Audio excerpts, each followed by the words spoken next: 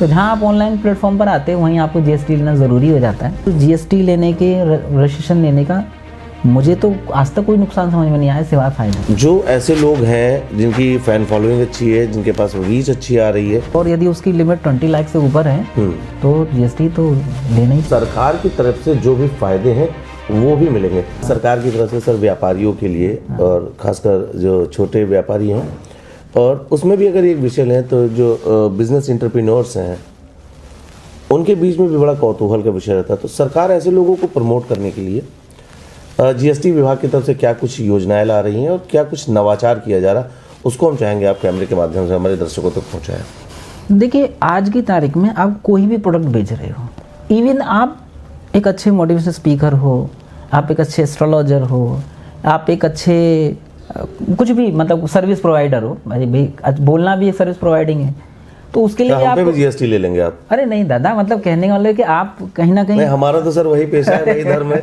आपको online platform पर आना ही है जी, खुद को सेल करने के लिए जी। तो जहाँ आप ऑनलाइन प्लेटफॉर्म पर आते हैं वहीं आपको जीएसटी लेना ज़रूरी हो जाता है। ओके। तो सरकार बेसिकली क्या चाह रही है, हमको व्यापारी हमारा मेन स्ट्रीम में जुड़ जाए, वो अपने आप को कहीं से कटा हुआ महसूस न करे। और जीएसटी लेने के रजिस्ट्रेशन लेने का मुझे तो आज तक कोई नुकसान समझ में नहीं आया, सिवाय फायदा। सर इसी पे एक सवाल मैं ऐड ऑन करना चाहूँगा, बिल्कुल कौतूहल का विषय मेरे मन में आ गया, तो मैंने सोचा जो प्रेजेंट टाइम का एरा चल रहा है उस एरा में अगर जो देखा जा रहा है, there is a lot of number of social media influencers, और अच्छी कैटेगरी में, एंड फॉरेन से उनको पैसे भी आ रहे हैं उनके कंटेंट को लेकर। क्या जो ऐसे लोग हैं जिनकी फ़ैन फॉलोइंग अच्छी है, जिनके पास रीच अच्छी आ रही है, उनको क्या कुछ करना चाहिए? वो आईटीआर और जीएसटी को लेकर किस तरीके से, उनके मन में बड़ी खामियां रहती हैं, बड़ा डर रहता है कि हम इंडिविजुअल पे सिलेक्ट कर लें, ऐसे लोगों को लेकर क्या कुछ प्रयास हैं? देखिए, अब पहली बात तो इस तरीके का कोई डेटा हो तो हम उस पर कुछ कमेंट करने की स्थिति में हों, या फिर किसी ऐसे व्यक्ति से अभी तक ऐसे लोगों को करना क्या चाहिए?